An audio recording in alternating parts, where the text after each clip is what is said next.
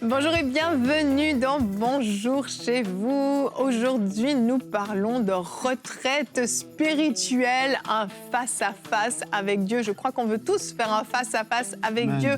On va voir les côtés pratico-pratiques avec Monsieur Tablette. En retraite sur sa tablette. Ça a commencé?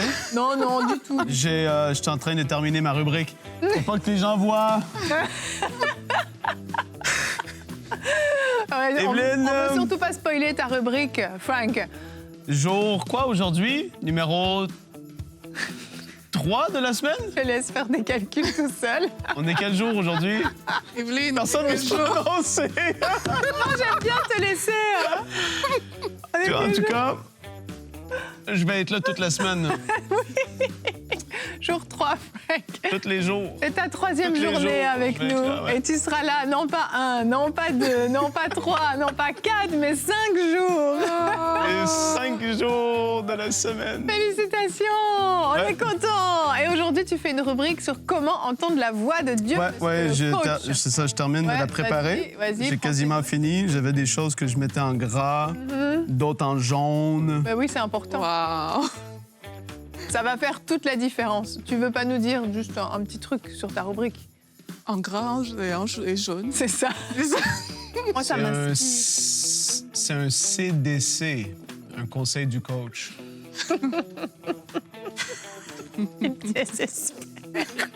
Ah, Frank Poulain. OK, donc on va parler de la retraite spirituelle. Peut-être pour certains d'entre vous, c'est pas très clair. C'est quoi une retraite spirituelle? Ne vous en faites pas, on va clarifier tout ça. On va voir, comme je l'ai dit, des choses très pratiques sur la retraite spirituelle. On va voir les bienfaits. On va voir les choses à ne pas faire également en retraite spirituelle. Et puis, Spirituelle, ben, on veut c'est lorsqu'on tous- arrête d'être spirituel. C'est la retraite de la spiritualité.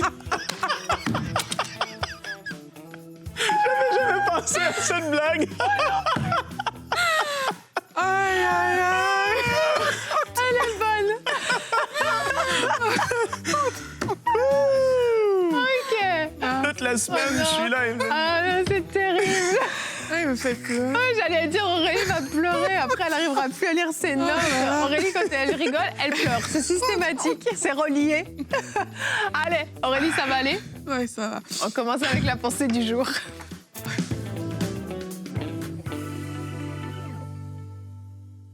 Ce n'est absolument pas ce que Frank a dit.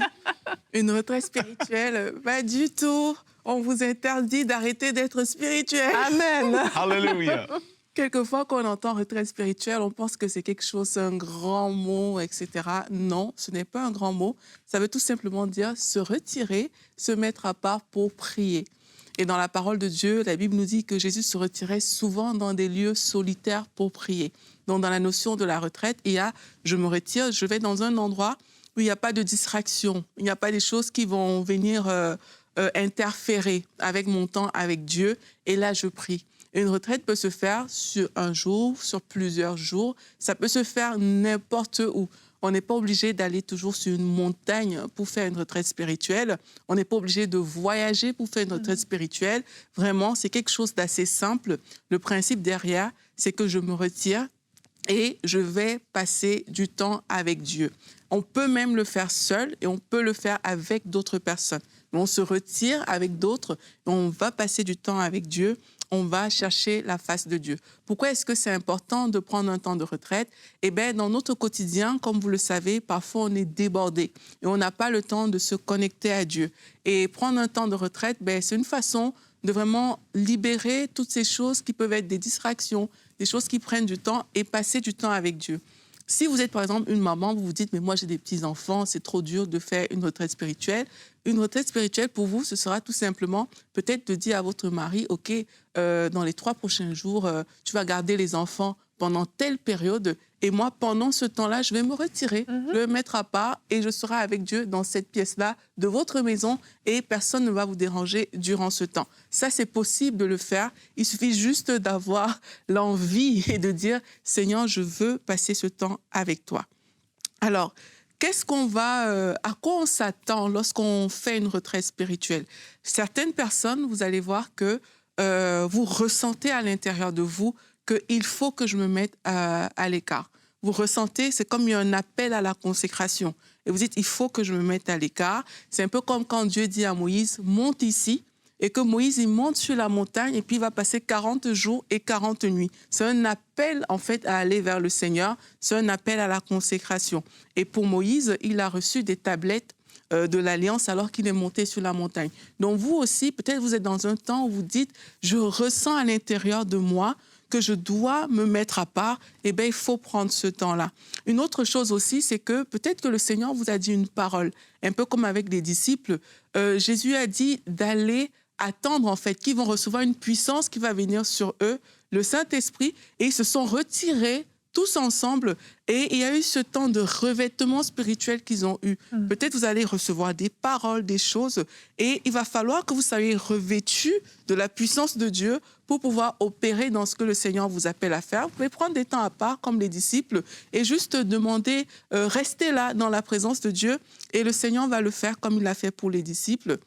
Et on voit pareil aussi avec Jésus, avant qu'il ne commence le ministère, il a été retiré dans le désert pour passer du temps avec Dieu.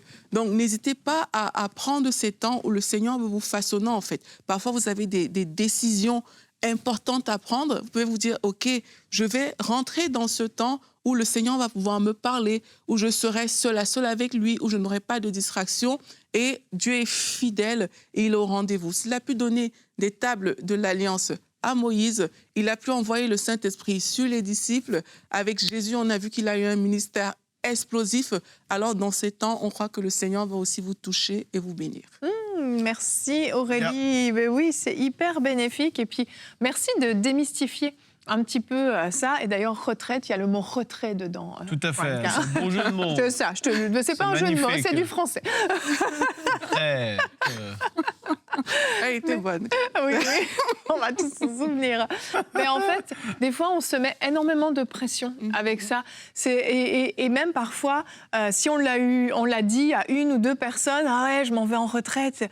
Les gens après, alors, qu'est-ce que tu as vécu? Tu as eu une visitation angélique? Qu'est-ce que Dieu t'a dit? Et c'est comme s'il faut absolument qu'il se passe quelque chose d'extraordinaire dans les retraites, au point où des gens ont même peur de le faire parce qu'on se dit, mais est-ce que je vais pas m'ennuyer? Qu'est-ce que je vais faire pendant tout ce temps si je suis enfermée dans une pièce non-stop? Qu'est-ce que je vais faire? Et puis, en plus, il faut que je jeûne. Moi, je jeûne pas. J'ai du mal à jeûner déjà une journée entière. Là, s'il faut partir plusieurs jours. Et puis, on se met toute cette pression et finalement, on se prive de ça. Mais retraite, retrait, on se met à l'écart, comme tu l'as très bien expliqué Aurélie, et on passe du temps avec le Seigneur. Si le Saint-Esprit vous met à cœur de jeûner, eh bien, jeûnez. Mais si vous ne l'avez pas à cœur, si ce n'est pas nécessaire, ne vous infligez pas ça. Si vous savez que vous avez beaucoup de mal avec le jeûne, ne vous imposez pas un jeûne que vous n'avez jamais fait, parce que ça va peut-être être compliqué. Donc, soyez aussi raisonnables, soyez sages. Ne pensez pas que Dieu vous oblige à faire certaines choses et vous met face à certaines décisions pour pouvoir entrer dans sa présence. En fait, on est qualifié pour venir dans sa présence, on a accès au trône de la grâce. Grâce au sacrifice de Jésus, on a été sanctifié, on a accès à Dieu. Donc on peut s'enlever déjà tout un rituel, toute une pression, tout un tas de choses pour pouvoir simplement entrer dans sa présence. Et on a fait un petit sondage. Et je vais le présenter tout de suite. On vous a demandé, à vous qui nous suivez justement, eh bien, si vous aviez déjà fait une retraite seule avec Dieu. Et vous avez été 15% à nous dire que vous l'avez fait une fois. 22% l'ont fait plusieurs fois. Vous êtes 61% à dire pas encore, mais j'aimerais. Et 2%, non, ce n'est pas quelque chose qui m'attire. Et peut-être que ces 2%, à la fin de cette émission, en ayant enlevé peut-être certaines barrières, peut-être que ces gens-là auront envie. Mais on voit qu'il y a une soif, en fait. Il y a vraiment un désir de passer du temps avec Dieu. Oui, je rebondis sur ce que tu as dit, Evelyne. L'importance, comme tu as dit, de ne pas se mettre une pression ou s'infliger un truc. Parce que, tu sais, dans la vie aujourd'hui, tu vois des pubs, des affaires. Il faut se connaître soi-même. Il faut bien être à l'aise dans sa peau. En fait, il y a des réalités dans le monde de l'esprit, apprendre à se connaître soi-même dans l'esprit. Moi, j'ai fait des choses par le passé parce que j'imitais. Ah ouais, lui, tel prêcheur, il fait comme ça. Et avant de faire un truc, il fait ça, moi aussi, je dois faire ça. C'est parce que c'est sûr que c'est à cause de ça que le Seigneur l'utilise. Et c'est pour ça qu'il a... Et en fait, tu vois par imitation des choses. Et alors que j'ai voulu copier, ça a été les pires, peut-être, réunions ou moments de ma vie, spirituellement, pratiquement parmi les pires, parce que j'ai voulu imiter tel, parce que lui fait ça et c'est un modèle. Il est un modèle. Mais le Seigneur, quand même, il y a des choses qui sont là, on est d'accord, pour tous les enfants de Dieu. Mais là, la façon de fonctionner dans une retraite ou dans des moments de jeûne ou dans des moments de préparation pour moi, une conférence, aussi, ça ne sera pas comme les autres. Oui.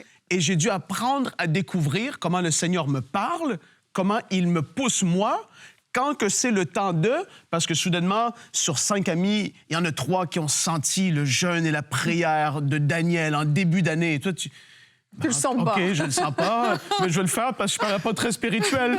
Et en fait, non, c'est parce que le Seigneur veut traiter avec toi d'une autre façon, à un autre moment, de tel...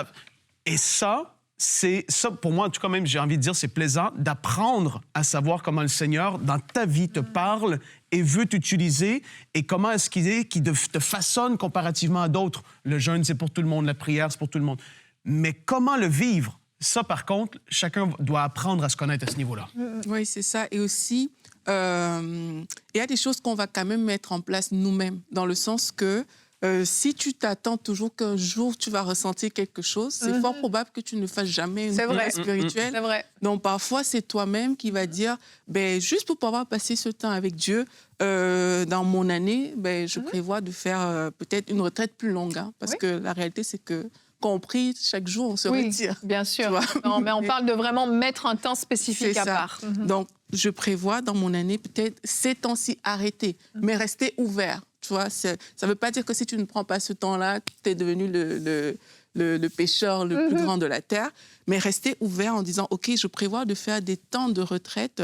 Et si on sent de façon spontanée que le Seigneur nous appelle, je crois même qu'en suivant cette émission, beaucoup de gens vont sentir peut-être qu'il y avait ce désir en eux qui était là. Là, il faut vraiment le prendre parce qu'il y a vraiment des choses qui se passent quand le Seigneur t'appelle.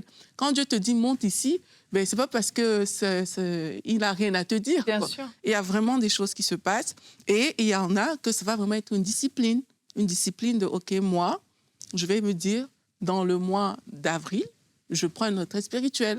Au mois de septembre, avant peut-être la rentrée, je prends une retraite spirituelle. Peut-être avant la fin d'année, je prends une retraite spirituelle. Pour certains, ce sera ça, parce que ça leur demande ça pour eux. Pour d'autres, ce sera vraiment la spontanéité de la présence de Dieu. Oui. Et pour compléter, de manière pratico-pratique, je vais le dire parce que c'est peut-être pas évident pour tout le monde, mais quand vous vous mettez à part, c'est certain que vous n'allez pas passer votre temps sur Netflix à regarder des séries. C'est tout bête, mais je le précise, vous n'allez pas, même si vous ne jeûnez pas, vous n'allez pas être dans des excès de table total. Vous allez être modéré dans ce que vous allez manger. Vous allez peut-être manger juste 1 ou 2 repas par jour. Vous allez vouloir être plus léger. Bien sûr, vous allez passer énormément de temps dans la parole de Dieu, dans la prière. Évidemment, c'est des temps vraiment avec le Seigneur. Donc, quand on parle de retrait, c'est aussi un retrait du monde, un retrait aussi des choses qui peuvent vous souiller, etc. C'est vraiment une mise à part. Ça paraît évident, mais je le précise quand même. Même dans le caractère. Oui. C'est pas le temps de venir d'avoir des excès de colère, de faire des problèmes. D'ailleurs, c'est ce qu'on devait vivre dans la vie de tous les jours. Absolument. Mais à ce moment-là, encore plus poussé. Il faut faire attention. Exactement. Et justement, dans ces temps-là, c'est là où les fruits de l'esprit vont pouvoir aussi se développer en vous. Et normalement, quand vous sortez de votre retraite, il y a quelque chose qui s'est déposé en vous. Alors peut-être que Dieu vous a parlé, et on verra avec Frank dans un instant comment Dieu parle, mais peut-être juste que vous avez vécu vraiment un grand changement à l'intérieur de vous au niveau de la sanctification. Peut-être que vous avez compris des choses vous concernant. Peut-être que vous avez pu relâcher le pardon par rapport à quelqu'un. Peut-être simplement que vous avez développé une nouvelle routine avec le Seigneur que vous allez conserver et que vous avez développé une soif pour lui que vous allez transporter avec vous. Peu importe ce que vous vivez, si votre démarche, elle est bonne, dans le sens que vous voulez être avec le Seigneur, vous allez vivre quelque chose. Mais ne méprisez pas les petites choses que vous allez peut-être vivre. Et avant de te donner la parole, Frank, j'ai un commentaire d'un partenaire. qui parle justement qu'il a choisi de mettre un temps à part. C'est Niola du Canada qui nous a dit qu'il a décidé d'entrer en jeûne et prière d'une semaine pour chercher Dieu. Il dit « J'avais beaucoup de questions sur ma vie, mon avenir, le projet de Dieu pour moi. Durant ce temps, j'ai beaucoup écouté les enseignements de Michael et l'émission Bonjour chez vous. Donc on peut aussi écouter des prédications en retraite. J'ai été beaucoup encouragée pour mes projets dans ma foi et j'ai également reçu des réponses. Je décide donc de devenir partenaire et donner 35 $ par mois parce que vous me bénissez durant ce temps de prière. C'est donc ma façon de rendre grâce à Dieu, de vous remercier et de vous soutenir. J'ai hâte que ma Bible soit disponible. Nous aussi, Niola, on a vraiment hâte que ma Bible soit disponible. Merci pour votre soutien fidèle et merci aussi de nous avoir laissé ce commentaire qui nous encourage. Toi, Evelyne, c'est un bon mercredi jusqu'à présent. Ça va continuer puisqu'on enchaîne avec la rubrique Conseil du coach.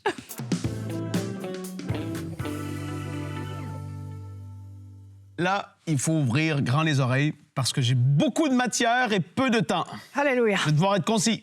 Donc là, pas de discussion, les filles. OK. Je vais droit au but. T'aimes comment je te dis ça, Evelyne? Vas-y. OK, non, blague à part. Pour de vrai, thème très sérieux, intéressant et beaucoup de matière, peu de temps. Donc, on y va. Comment Dieu nous parle, et il parle de différentes manières. Dans les retraites, oui, mais dans la vie de tous les jours, de manière générale aussi, il faut être ouvert à comprendre les différentes façons par lesquelles il peut passer. Première des choses, par son esprit, quasiment comme si on l'entend audiblement. Ah, c'est vrai. Ça, c'est intéressant, par contre, je veux le dire. J'ai voulu illustrer tous mes points à travers des actes. Pour montrer que c'est pour aujourd'hui. Pas pris un truc, là, d'un Samuel, de si... Ah, là, c'est OK. dans les actes.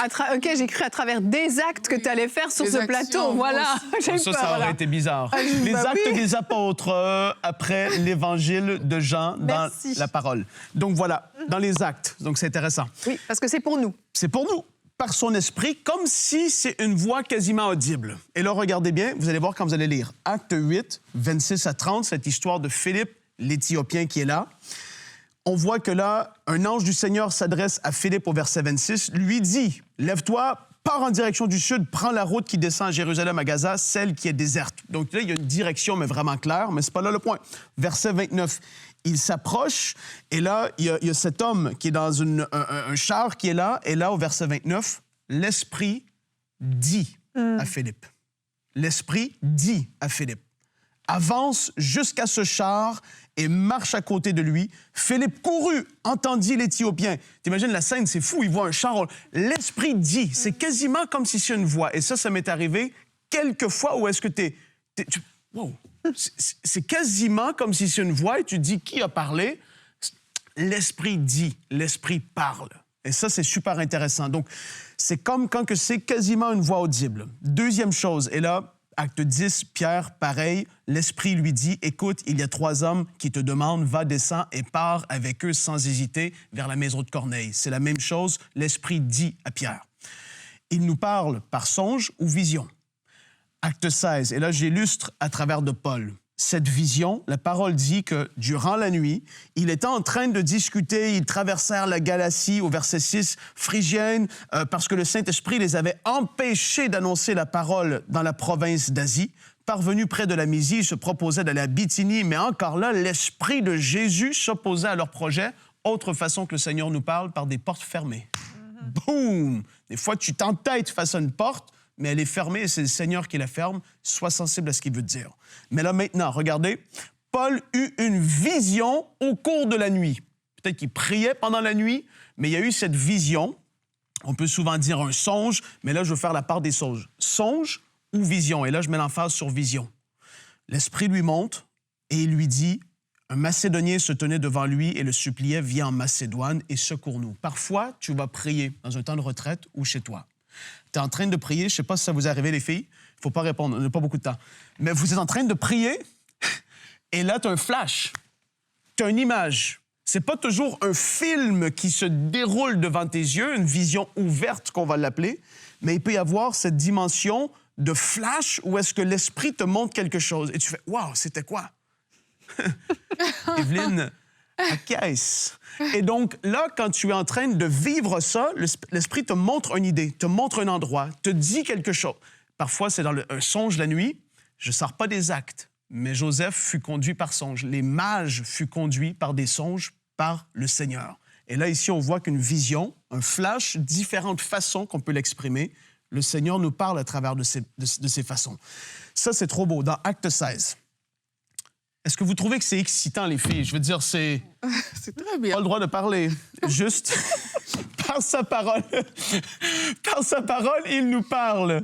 Par sa parole. Acte 16. Le jour du sabbat, nous nous sommes rendus à l'extérieur de la ville, au bord d'une rivière, où nous pensions trouver un lieu de prière. Donc là, ils pensaient trouver un lieu de prière. Nous nous sommes assis et avons parlé aux femmes qui étaient réunies. Donc là, ils ont parlé avec elles. L'une d'elles s'appelait Lydie. C'est une marchande de pourpre originaire de la ville de Thyatire qui craignait Dieu. Elle nous écoutait par la parole qui était amenée.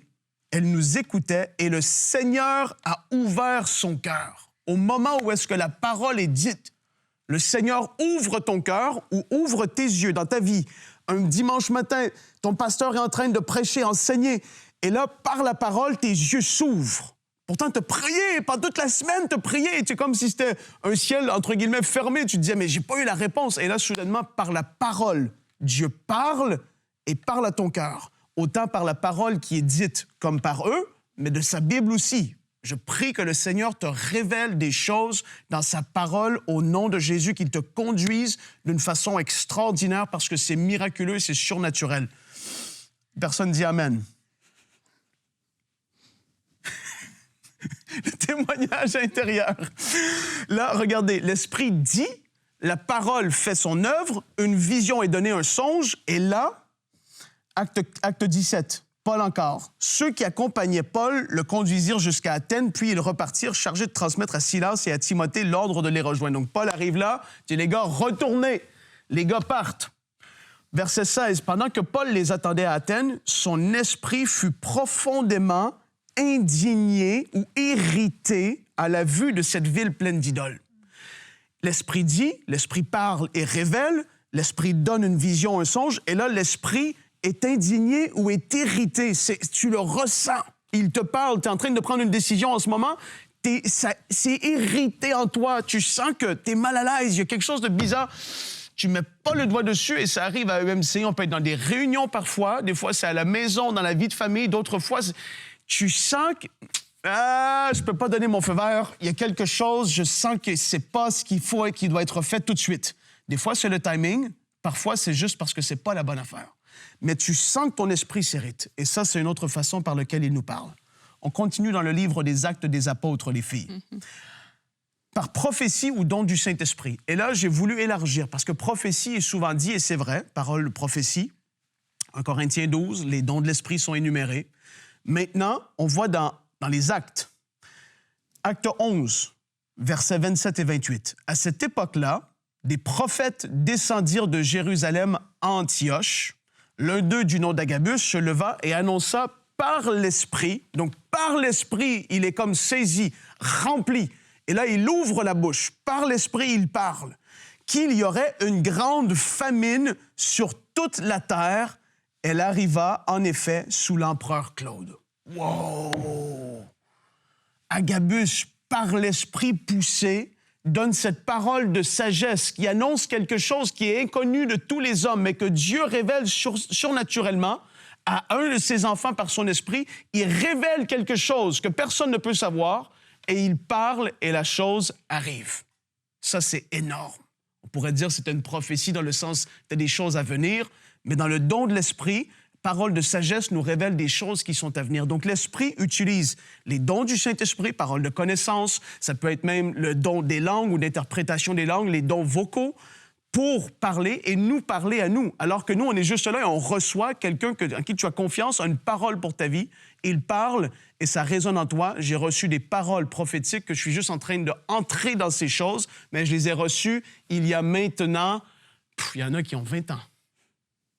Et je commence à les percevoir et elles remontent en moi et l'Esprit me les rappelle. Les prophéties passées qu'aujourd'hui, je me dis, wow, je suis en train d'entrer dans ces choses. Et même que les désirs en moi, les désirs de mon cœur, vont vers ces choses qui m'avaient été annoncées alors qu'autrefois, j'étais comme, Bah, ouais, on verra. Mais alors que tu matures, tu grandis et que la saison arrive. Wow, c'est énorme. Acte 21, verset 8 à 11, là, c'était des prophètes, mais on voit ici les filles de Philippe. Nous sommes repartis le lendemain pour Césarée. Là, nous sommes entrés chez Philippe l'évangéliste, qui était l'un des 7, et nous avons logé chez lui. Il avait 4 filles vierges qui prophétisaient. Donc voilà, on le voit. Evelyne se trouve très silencieuse durant ce temps, ici, qu'on traverse les actes ensemble. Je ne sais pas ce qui se passe. Tu pourrais boire une gorgée d'eau, peut-être. Acte 23, verset 1. Par notre conscience. Aïe, aïe, aïe, le temps va vite. Les derniers sont les meilleurs. Acte 23, verset 1. Par notre conscience. Paul fonctionne avec sa conscience. L'Esprit utilise. Et Dieu nous a mis en chaque être humain, on en a déjà parlé, notre conscience. Acte 23, verset 1, il est les regards fixés sur le Sanhédrin. Paul dit, mes frères, c'est en toute bonne conscience que je me suis conduit devant Dieu jusqu'à aujourd'hui. C'est une des méthodes par lesquelles le Seigneur utilise pour nous parler, cette conscience qu'il a mis en nous, et là, par les circonstances qui nous entourent. Acte 28. On lit très peu Acte 28, et c'est très rarement, j'ai envie de dire, dans les messages que j'ai entendu pas mal, très rarement mis de l'avant. Mais là, il y a cette situation où est-ce que Paul, il veut se rendre à Rome parce qu'il doit témoigner, il veut vivre ce moment. Et là, ça fait des années qu'il est emprisonné, qu'il est sous surveillance de garde, tout ça. Et là, ils sont sur le point de continuer leur route vers Jérusalem. Et là, au verset 3 de Acte 28. Acte 27. Acte 27, parce que 28, c'est autre chose. J'y arrive. Acte 27, versets 9 à 12. Un temps assez long s'était écoulé, la navigation devenait dangereuse, car l'époque même du jeûne était déjà dépassée. C'est pourquoi Paul a donné cet avertissement. Ils allaient repartir en bateau. Mes amis, je vois que la navigation ne sera pas sans dommage et qu'il y aura beaucoup de pertes, non seulement pour la cargaison et pour le bateau, mais encore pour nous-mêmes. Mais l'officier se fiait plus au capitaine et au patron du bateau qu'aux paroles de Paul. Verset 14, bientôt un vent violent qu'on appelle Huraquilon s'est déchaîné. Et au verset 21, Paul sur le navire, il voyait que c'était une saison de l'année. Les circonstances, la tempête, la météo, les choses n'étaient pas... Et il était certainement poussé à quelque part par l'esprit. Mais là, il s'entête, les gens vont, naviguent. Et là, au verset 21, on n'avait pas mangé depuis longtemps. Alors Paul, debout au milieu d'eux, depuis 2 semaines, 3 semaines dans la tempête, Paul leur dit, mes amis, il aurait fallu m'écouter. Ça énerve tout le monde, parce que tu n'as pas envie d'entendre le gars te dire, il fallait m'écouter. Il y a un petit bout, parce que je vous avais déjà prévenu, mais il le dit quand même. Mieux fallu m'écouter, ne pas quitter pour la Crète, afin d'éviter ces dommages et ces pertes. Mais maintenant, je vous invite à prendre courage, car aucun de vous ne perdra la vie, seul le bateau sera perdu. Et les officiers, alors qu'il y a eu le naufrage, les officiers se sont retrouvés sur la plage. Un des officiers, je termine avec ceci, a dit, on va tout tuer les prisonniers pour être sûr qu'il n'y en ait pas un qui s'enfuit, parce que si les prisonniers s'enfuyaient, c'était eux qui allaient être tués à cette époque-là, à Rome. Et le centenier qui était là avait vu Paul, avait vu les circonstances qui s'étaient passées, avait vu comment Paul avait même averti, et il s'est dit en dedans de lui-même, je veux pas que Paul meure. Et il a empêché que les gardes tuent les prisonniers, et il a continué son parcours, Paul, jusque sur cette île où est-ce qu'il s'est fait mordre par un serpent. Les gens ont dit, mais c'est quoi ce gars? C'est sûrement un meurtrier, c'est terrible, parce que voici ce qui arrive. Il y a une situation, une circonstance. Tu te dis, ben non, ça doit être parce que ci ou ça. Finalement, les heures passent, ils ne meurent pas, et ils font, wow! Dieu leur a parlé par une circonstance miraculeuse. Et ça a ouvert leurs yeux et ça a ouvert leur cœur à entendre l'Évangile. Voilà différentes façons dont le Seigneur nous parle. Maintenant, Evelyne, je te laisse la parole. Merci, Frank. Mais les femmes se taisent quand Frank parle. Non, faut pas dire ça. Merci, Frank. Beaucoup de contenu, peu de temps, Evelyne. C'est ça. Mais si tu nous l'avais dit avant, t'aurais laissé plus de temps. Allez, pour terminer, on va regarder notre verset du jour qui va vous inspirer. Le psaume 16, au verset 11. Tu me fais connaître le sentier de la vie. Il y a d'abondantes joie dans ta présence, un bonheur éternel à ta droite. On vous invite à vous connecter au Seigneur, à rentrer dans sa présence, à vous mettre à part d'une façon plus ou moins complexe selon le temps que vous avez, selon la vie que vous avez. Faites-le avec ce que vous pouvez faire, et le Seigneur pourra certainement vous parler, vous rencontrer et vous vivrez un temps de rafraîchissement. Donc, on vous encourage vivement à mettre un temps à part avec le Seigneur. Alors, demain, on se retrouve, on va voir comment connaître la volonté de Dieu. Et je crois que c'est quelque chose qu'on recherche souvent dans les temps de retraite. Quelle est la volonté de Dieu? Et Nadine fera une rubrique, une question, une réponse. Comment connaître le plan de Dieu pour notre vie? Je sais que beaucoup veulent avoir cette réponse. Alors, soyez avec nous. Demain, on vous souhaite un bon temps dans la présence de Dieu. Bonjour chez vous.